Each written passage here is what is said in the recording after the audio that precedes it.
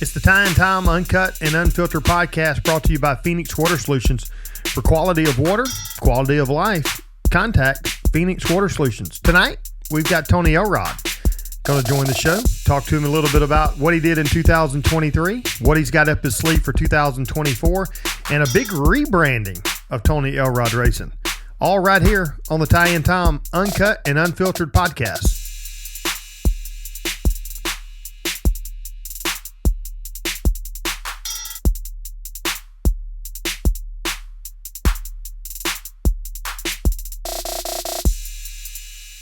It's the Tie and Time Uncut and Unfiltered podcast coming to you tonight with a special guest, short track super late model racer, Mr. Tony Elrod. Good afternoon, guys. How are you guys doing? Good evening. Good evening. Good evening. Good afternoon. Yeah, having a good time. Appreciate you taking a busy part of your schedule to join us here. Just real quick, we just want to say thanks to our sponsors. I'd like to say thanks to BSing with Bubba, Sport Action Films. We've got a new one that has come on, Tom, by the way. Sound Gear. Yeah, it looks like I may have to try that out. I definitely need to try that out. I'm a little jealous. Yeah, so Sound Gear, it's really inserts, Tony, for your racing headphones that go in. William Sawalich family owns it and got me some made, and man, they sound terrific. Kind of miss my headphones that I used to wear, but going to these tonight's the first show, so we appreciate them joining us. So, Tony, what the fans don't know about Tony Elrod, where did you get started in racing, and kind of just give us an introduction to yourself. So, I kind of grew up around the racetrack, even at an early age. I think my first trip to racetrack was like 3 months old, right? So, and it progressed on through the years, and my dad was associated with racing quite a bit. He was a mechanic and got in high school and raced a couple years and got out of it for a few years, started messing with quads and four-wheelers and of the like, and got back out of that and got back into racing for a few years. And then I took, I think about 2005, I got associated with a few teams. I was a jackman and just tire work and things of that nature. And in 2005, I had a family issue with my father and kind of got out of racing completely, right? So for 20 plus years, and got myself in a position to where we could go back racing at this level, and now we do it with our family, and it's amazing, man. It really is. And you know, we had some success back in the day, not at this level, obviously, but great success. Always been a go-getter, and you know, trying to get it here. Well, I'll say this, Tony, you've been going from racing a while. You came back at full throttle. And what I mean by that is man, you said, hey, I'm coming out. And folks, let me just say this. If you haven't seen a Tony Elrod piece of equipment or race car, it's one of the cleanest cars in the pits. He does a great job and cares a lot about what his thing looks like. It is a true racing family deal, and we'll talk about that more. But Tony came out, I'm just not going to race one or two races. I'm racing like 25 or 30. I don't know how many you did. How many did you race this past year?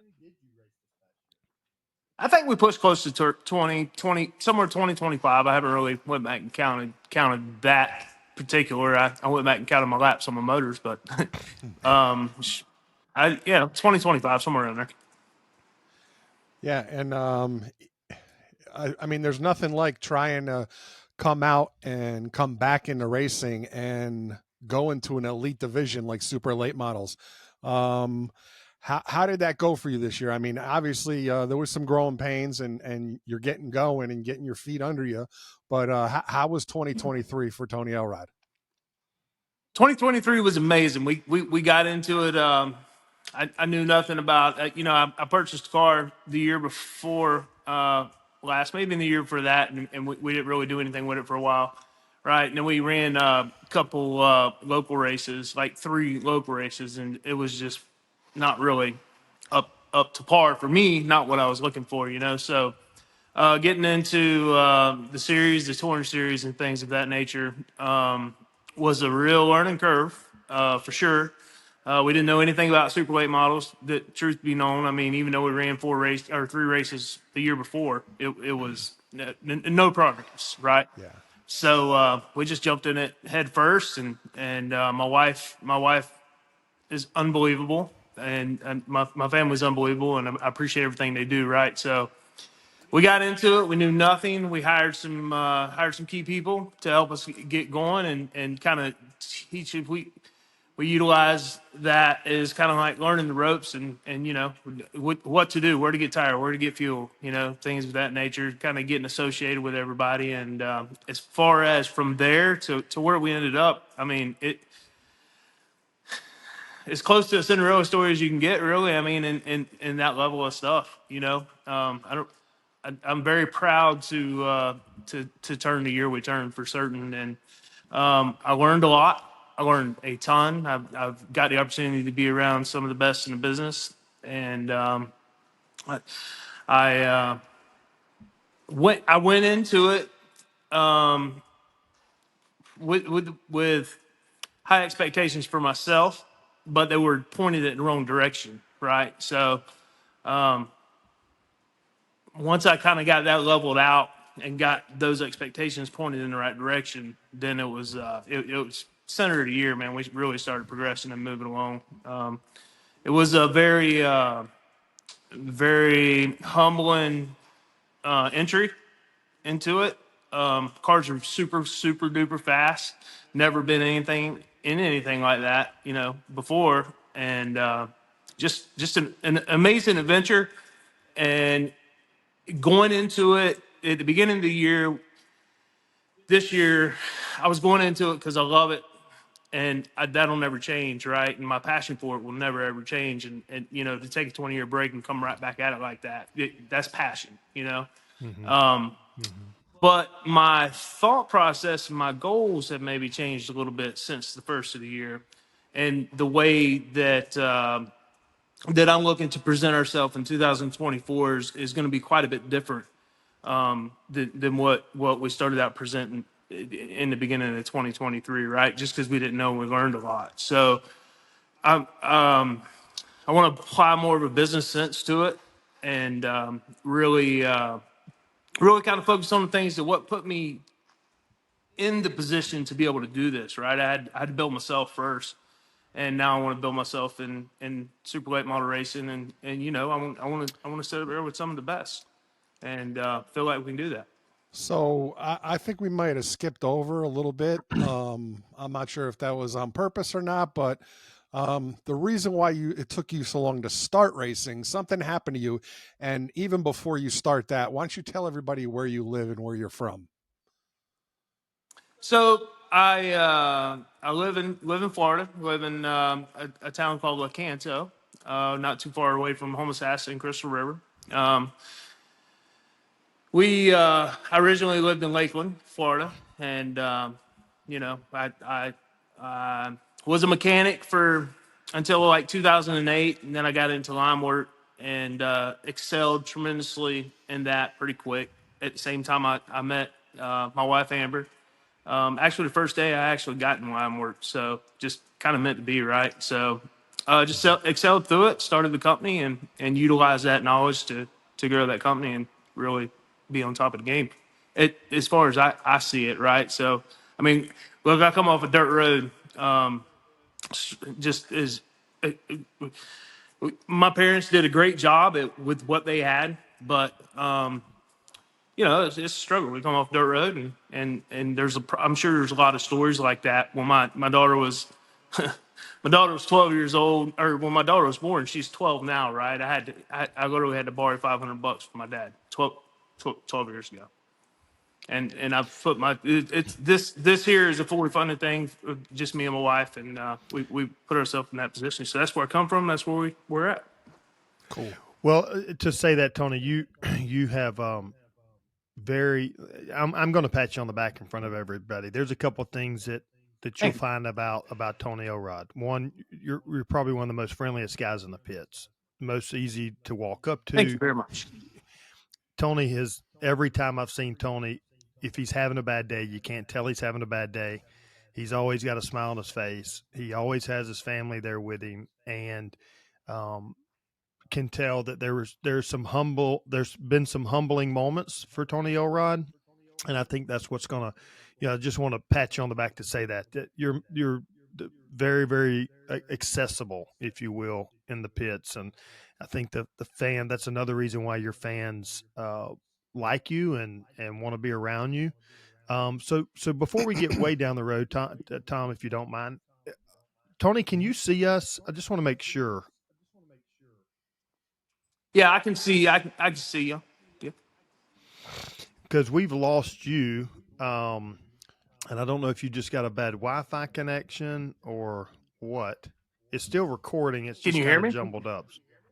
Yeah, we can I hear can you. hear you. We can hear you, Okay. but the video's gone. But we'll just keep talking here. Um, so let's talk about 2023. You started.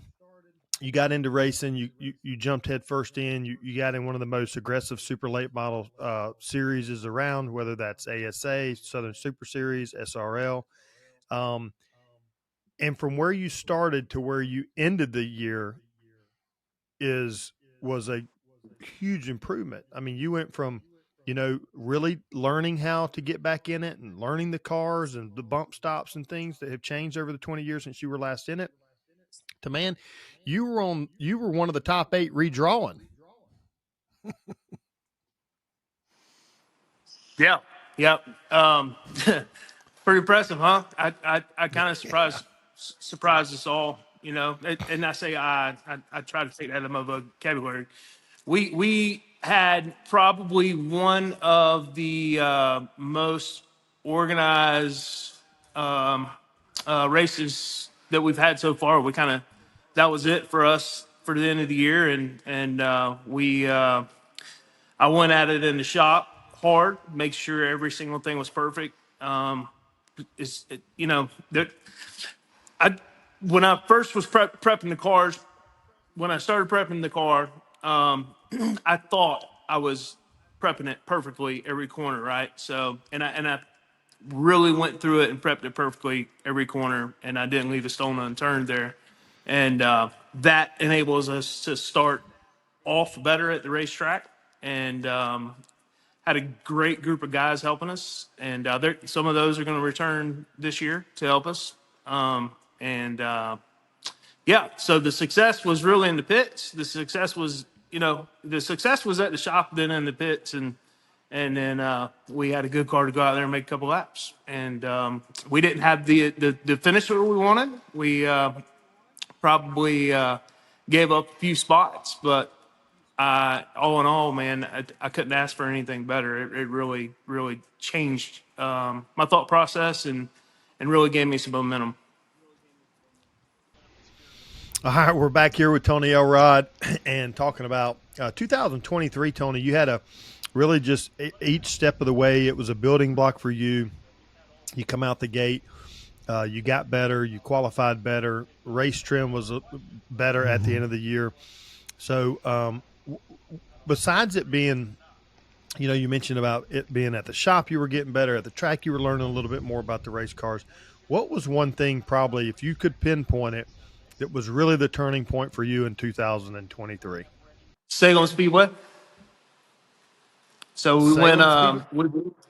Salem Speedway for sure. We went on a whim, talking to we were traveling to the shop in Pampy in North Carolina, and I was late at night, 1 o'clock in the morning. We're traveling, getting the car up there, and talked to a buddy of mine, Dakota, and he was like, "Man, come to Salem." I said, "Well, we'll see what we can do." So and that's what we did. We was prepping for Berlin, so we stopped by Salem, and it was just me and my wife and my 2 girls. That's it. We didn't have no spotter. We didn't have nothing. Just us, right? And the help of Dakota's group's team, and Cody was there, and the sensation of speed there that I got. I didn't have a lot of pressure, right? It didn't cost me a pile of money to go. It was just a stop by, right? went out there, man, and got that sensation of speed, and that really changed the game. If you had time to look at my stats and go back and look prior to Salem Speedway compared to afterwards, that was the turning point. So for you, that was a turning point there. What is one thing that you do you think you could possibly get better? Or let me back up. What is one thing that Tony Elrod could get better personally, not equipment wise, but personally, like as a racer? What would be that one thing that you think?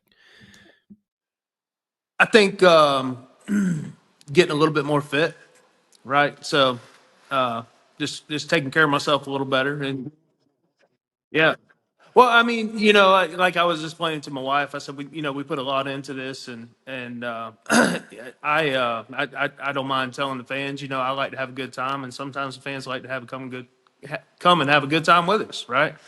But you got to be careful with that when you're trying to do what we're trying to do here, and if for me, if I don't put forth focus on that side of things and take care of myself, and I'm just out here in the shop 16 hours a day, just busting it as hard as I can go, right? So there's got to be some conditioning put into that, and I'm looking at those things now, and looking to put a program together for myself, and hopefully get a little bit more fit, and be able to handle the conditions that I'm 48 years old, so those conditions are kind of tough for the older guys. Young guys are fit and in shape and ready to rock and roll, and I just got to get as close as I can to that. And I think up until this point, this substitute for not being fit has been the grit, right? So you just some guys just got full bore grit, and I like to say that I do,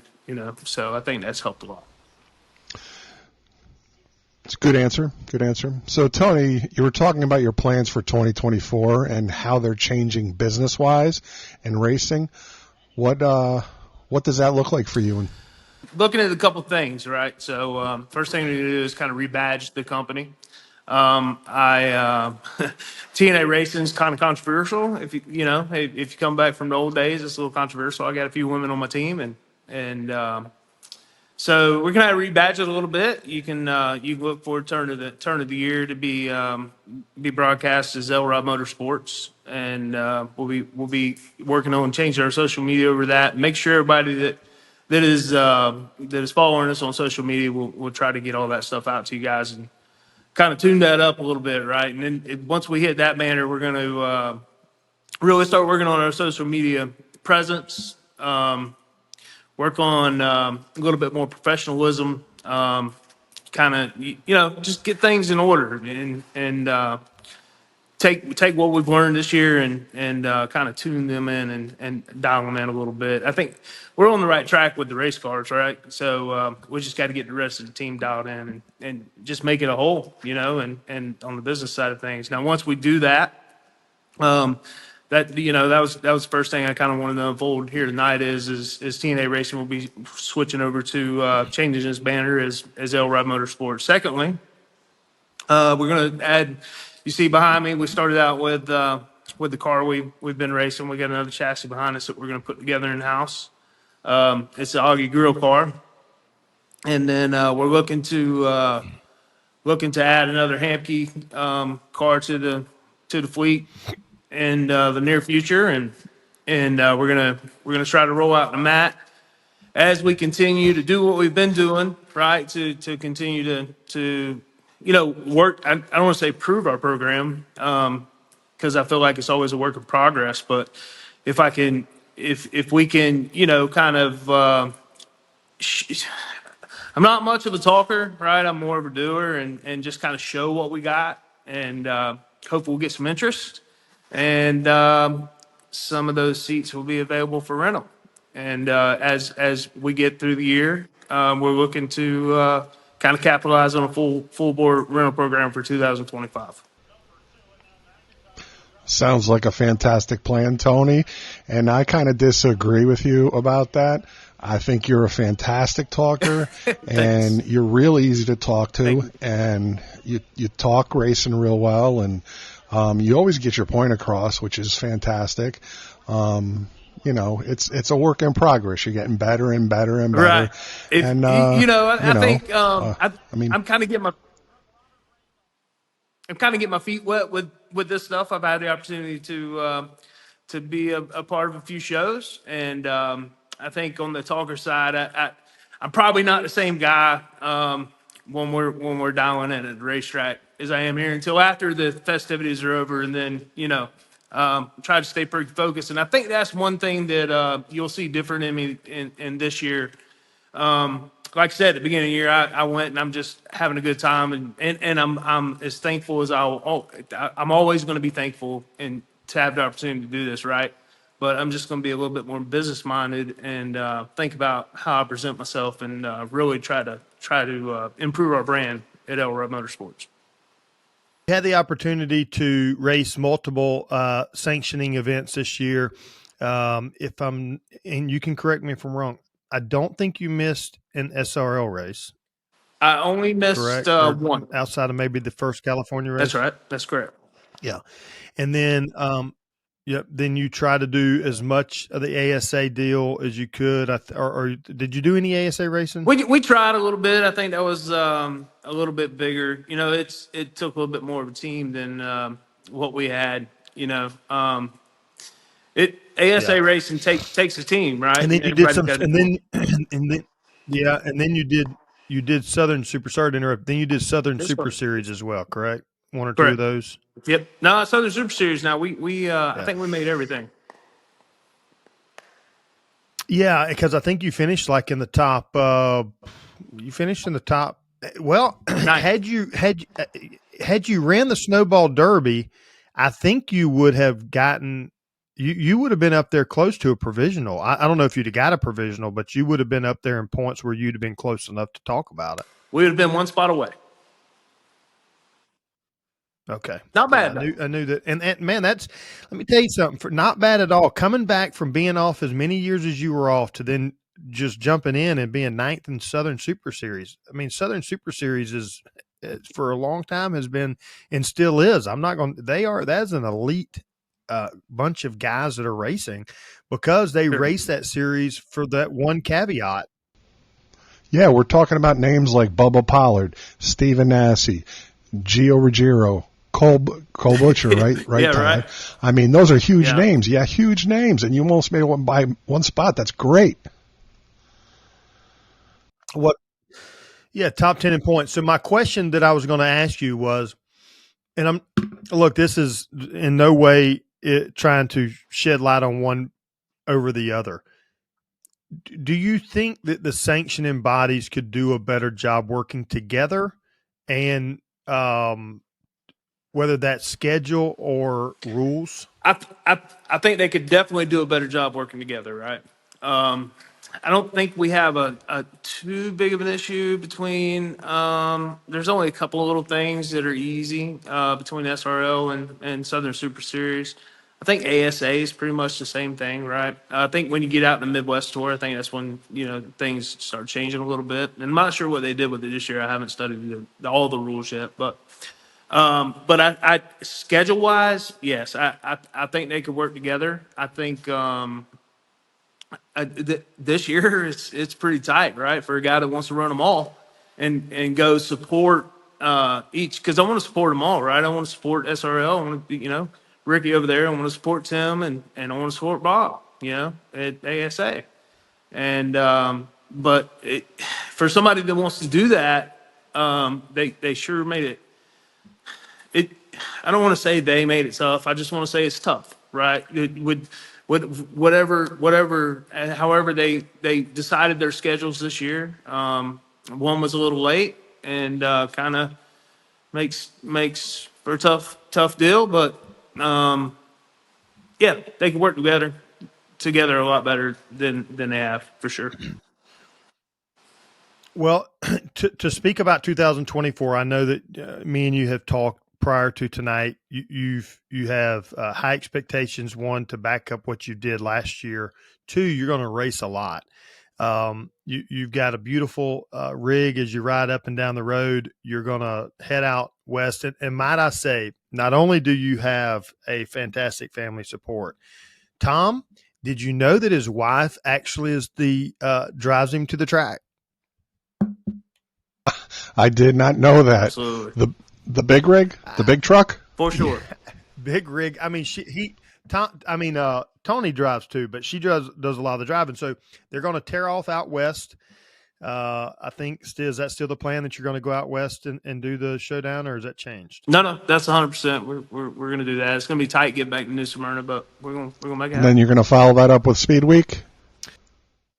Yeah. So, yeah, we was originally going to run all of Speed Weeks. Couple scheduling issues out in June.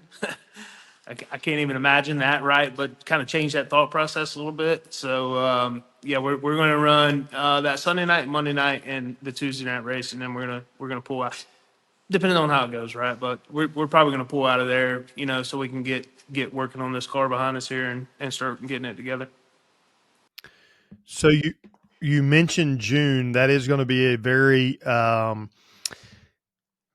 busy 5 days of super late model racing. You can pick. You're either going to pick the west side of the Great Lakes, or you're going to pick the east side of the Great Lakes, or you could be possibly a Tony Elrod and a Bubba Pollard, and I don't know, maybe some of the Donnie Wilson tries to pull 5 nights and 4 races. I mean, that'd be a lot, but June's going to be definitely a lot of racing in about 5 days.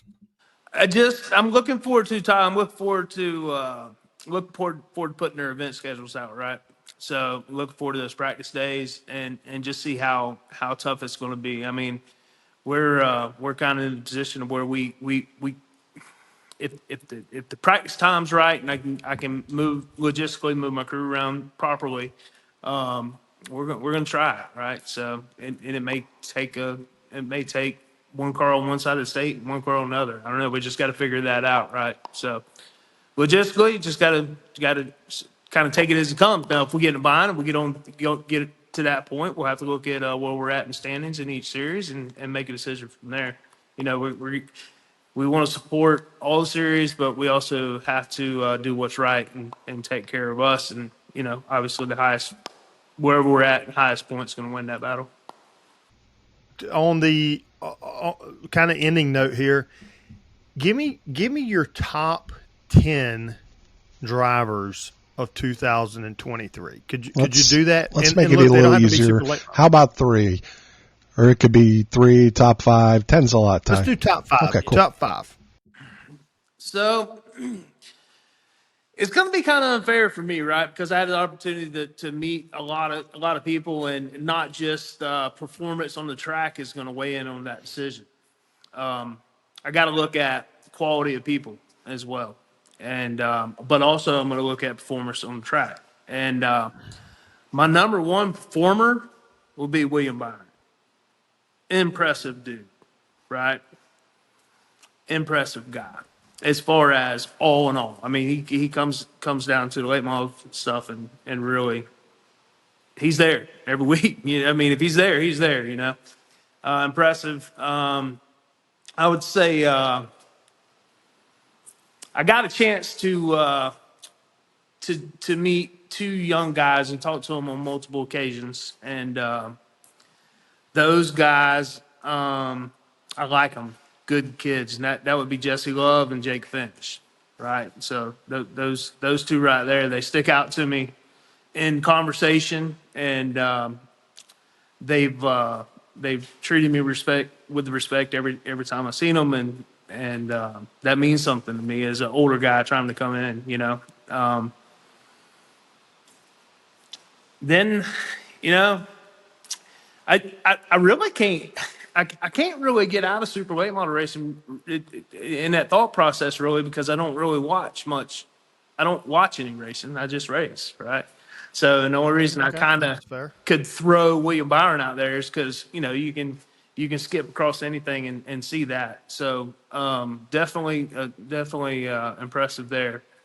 I would say I'd say another one would be really impressed with. I'm really impressed with Steven Nasse. I'm really impressed with him, and from the first time I met him until, and obviously it was the beginning of the year, until the last conversation I had with him after the Snowball Derby. Highly impressed with him. Right, the big change in that guy, and that's impressive. And then, last but not least, probably my top dude would be Bubba Pollard. I mean, that guy's solid. He's just as normal can be, and every single time that I come to him and try to talk to him, he talked to me, and proud to say now that I can chat with him, and he's just a stand-up guy, man. He reminds me a lot of myself, and he's just got a whole bucket of grit. He's just the guy, in my opinion. So those are your top 5. That's a good top 5, Tony. And before I have Tyler close this one out, I have one last question, and it actually brings up those two names, Nasse and Pollard. I know you didn't mention Mark Buckner about Bubba, but, without Bubba, there's no Mark Buckner, and without Mark Buckner, there's no Bubba. So, right. Those two guys are like peanut butter and jelly. Just kidding. Just messing. But my question for you is the Snowball Derby. We know you were there because Ty and I both saw you. But A, where did you watch the Snowball Derby from? And B, the Nasse and Pollard incident. What was your opinion on that? I'll answer the easy one first, and that's A. I watched the rest. Actually, I was there. I was slated to be the jack man for Jeremy Doss, and Jeremy Doss is a really. I'm glad you reminded me of that, Tom, because I can't leave him out. If you haven't had an opportunity to meet Jeremy Doss, that guy, I love him to death. He is an awesome, awesome young man. He really is, right? I love that guy. He is awesome. I just talked to him yesterday, actually. I gave him a call. Cool kid. But I watched it from the highest point in the middle of the pits, on the inner quarter mile, back there by the fence where you can really see turns 3 and 4, and had a pretty good view. And as far as the incident goes, I've watched it in car. I've watched it every just like everybody else has, right? I've watched every camera angle you can find, and was just racing hard. I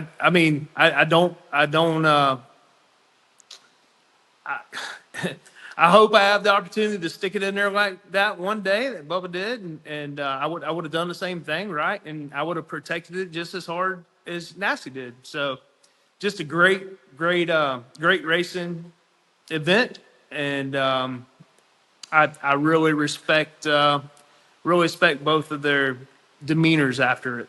It really said a lot about them too as a racer, and that's another reason why both of them made that list. Yeah, I don't think I know that Nasse has probably had some time to think about it and replay what went on over and over in his head. But it was good to see that both of them behaved after the incident. I mean, Bubba did get out of his car. I guess I'm not surprised that Nasse didn't get out of his car. He was hoping to continue. But just like you, I mean, there were two racers going for it. I do think Nasse didn't give him enough room. But that's just my opinion. I mean, hard racing, I agree with that too. This has there was another video I saw from the main grandstands, the front stretch, because a buddy of mine says he thought he might saw something broke, but it definitely shows that they just made contact, nothing broke. They did make. I am back. Sorry, I don't know what happened, but I'm gonna know that you just towed us all the way to the finish line. Well, Tony, we appreciate you joining us tonight. Thanks for taking time away from your family. We appreciate you.